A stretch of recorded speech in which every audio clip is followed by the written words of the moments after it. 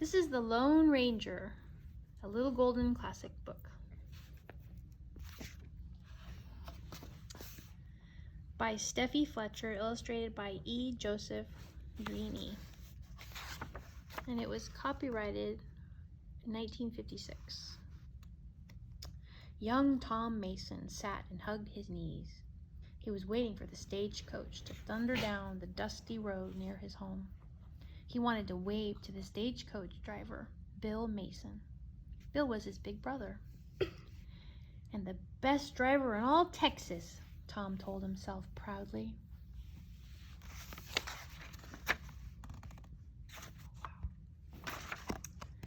At last, Tom heard the swift pounding of hooves.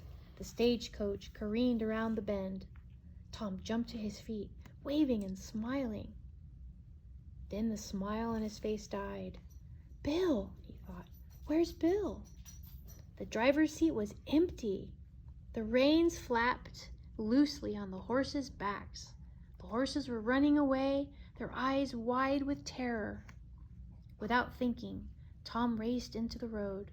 Whoa! Whoa! He shouted, and leaped for the lead horse's bit. With all his strength, he dragged at the horse's head. The stagecoach slowed and stopped. Tom scrambled up to the driver's seat. A piece of bright material caught his eye, part of Bill's shirt.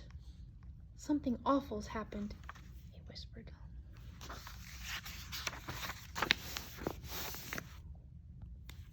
He jumped off the coach and ran desperately toward his house. Pa! Pa! He shouted. Come quick! And then Tom remembered his father had gone to town and he was all alone.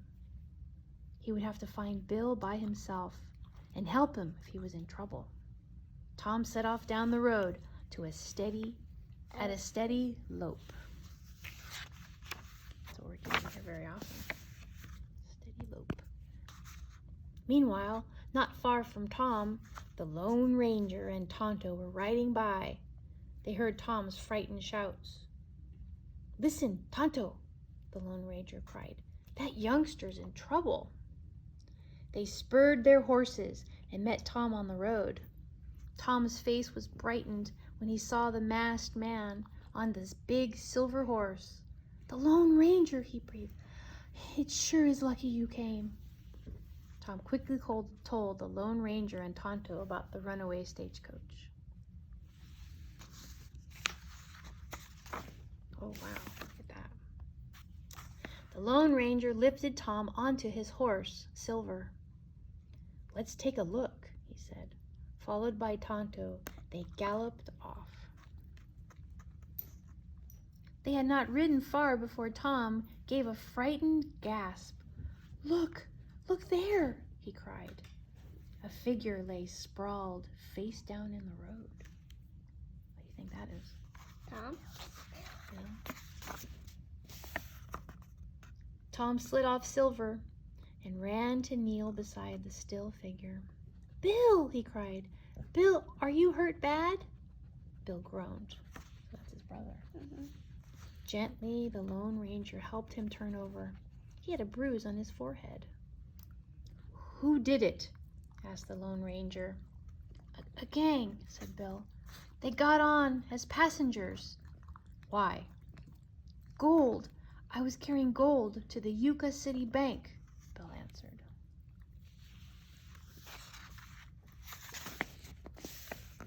Bill raised himself up. He pointed. They headed that way, he whispered. Better get a posse. The Lone Ranger frowned thoughtfully. No, he said. There isn't time.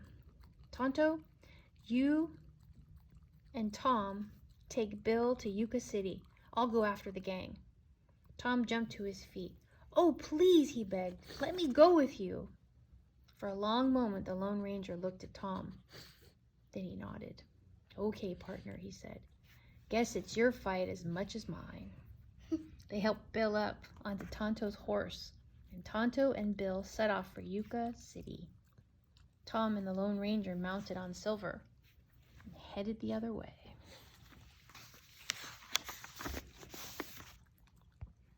The Lone Ranger and Tom soon found the trail of the holdup men. "They're on foot," the Lone Ranger said. "We'll catch up with them soon." But suddenly he stopped. With a grunt of disgust, he pointed down. The ground was rough and trampled. Horses! They had horses waiting for them. "Looks like we'll have to do some hard riding."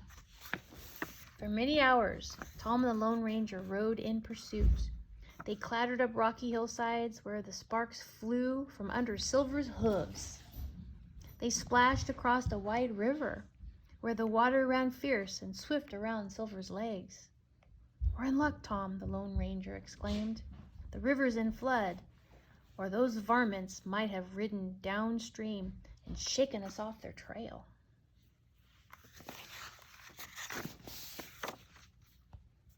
The sun hung red on the horizon when the Lone Ranger drew rein. He pulled his reins up, yeah. Up ahead, a thread of smoke rose into the evening air. "They may not." What does that say? "That may not be their fire," the Lone Ranger said. "But if it is, those varmints are mighty sure of themselves. Let's check." He and Tom left Silver. On hands and knees, they crawled forward and peered through the bushes. Around the campfire, 4 men were sitting. Beside the men lay the stolen bags of gold. Think of that. Pretty bold, huh? "Listen, boss," one of the men was complaining. "I don't like this. Here's the boss. We should be making tracks." "Take it easy, Shorty," said the big man called Boss. "That stage still isn't due to Yucca City. We'll be safe across the border before it's missed." The Lone Ranger stepped forward. "Afraid not, mister," he said. "Afraid you'll be in jail." The holdup men jumped to their feet. "Reach!"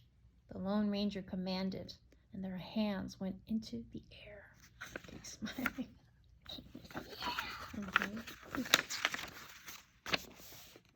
"Okay, Tom," the Lone Ranger ordered. "Get their guns." Tom collected the guns. Then he helped the Lone Ranger tie the men to their horses. The Lone Ranger and Tom led the holdup men to Yucca City and turned them over to the sheriff.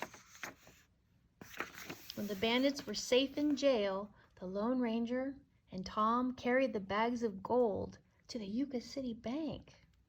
The bank manager clapped Tom on the back. "Bill came in and told us about the holdup," he said. "The docs patched him up fine, and he's as good as new."